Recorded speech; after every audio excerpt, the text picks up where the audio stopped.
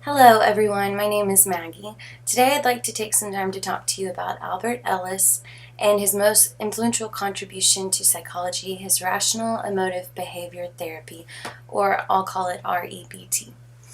Albert Ellis was born September 27th, 1913. He lived through the Great Depression, the sexual revolution in the 60s, and died in July of 2007 at 93 years old.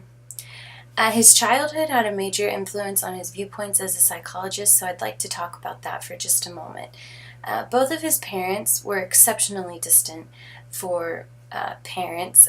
His dad was a traveling salesman and gone a lot of the time, and Ellis himself described his mother as self-absorbed and bipolar.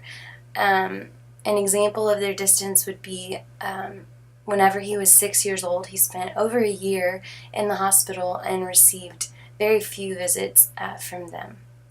He had two younger siblings that he often took care of, and they often were home alone or responsible for themselves. His parents later divorced, and the children, all three, worked throughout the Great Depression to support their family. Because of his childhood experiences, Ellis was mostly indifferent to adversity, and his mindset was that he would simply confront it.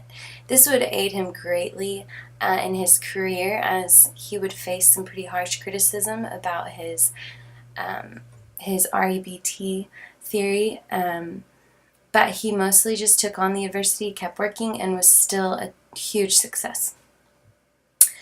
So he first went to school at City University in New York City, and he received a Master of Arts in Business. Business didn't really work out for him, and then he tried his hand at journalism. He discovered he really liked writing nonfiction pieces, and he soon enrolled in the clinical psychology program at Columbia University. At first, like many of his colleagues, Ellis considered himself a follower of Freud and studied psychoanalysis. Quickly, though, he became disoriented with those views and began calling himself a rational therapist. This was the beginning of his theory. He credits his shift in thought to the book Science and Sanity, and ultimately to his creation of REBT. In 1947, he wrote a book called How to Live with the Neurotic, and also presented his new theory to the American Psychological Association, but was met with mostly vague disinterest and even some harsh criticism from colleagues who were still interested in Freud's behaviorism theories. However, because of his indifference, he founded his own institute, the Institute for Rational Living, in 1968. His most well-known contribution would have to be his rational emotive behavior therapy, which I'd like to explain to you, and it can be best explained using an ABC model.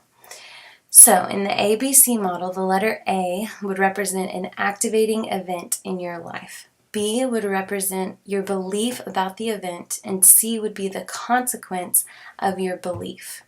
So, for example, let's say that you or a future patient has high anxiety about making introductions. A, the situation would be any situation in which your patient or yourself need to introduce yourself or a colleague. B would be your belief about making introductions, and C would be the consequence. So if you have an unhealthy belief about making introductions, like let's say you believe that your first impression is what dictates your self-worth, or if you don't do it perfectly, you'll come across as incompetent, it's easy to see that the consequence of your unhealthy belief would be high anxiety about the situation. According to REBT, C, the consequence, can be changed by changing B, your belief, and it's not actually affected at all by A, the actual event. So a rational therapist in this situation would seek to help clients become aware of and change the illogical perceptions or beliefs in their lives that make them neurotic and anxious. In this particular example, a therapist would work on the self-worth issues in their patient's belief system to try to help their client succeed in real-life anxiety-inducing situations. At the heart of REBT is that you make your situations in life, you can make them better or worse, depending on how you feel about them, and you can always change how you feel about them. Ellis really became a giant in the field of psychology, mostly for his theory and other contributions. However, his personality had a reputation all its own. He was described as being very theatrical and passionate. He often gave lectures at his institute in New York City, about which the former Texas governor Ann Richards said, "They are the best and least expensive entertainment in the city." While his theories and contributions are exceptional, I must admit he became a favorite of mine as I learned more about him personally. His obituary, which I've cited and you can find in the LTU library, is a great resource to learn about his fascinating life. Thanks so much for your time.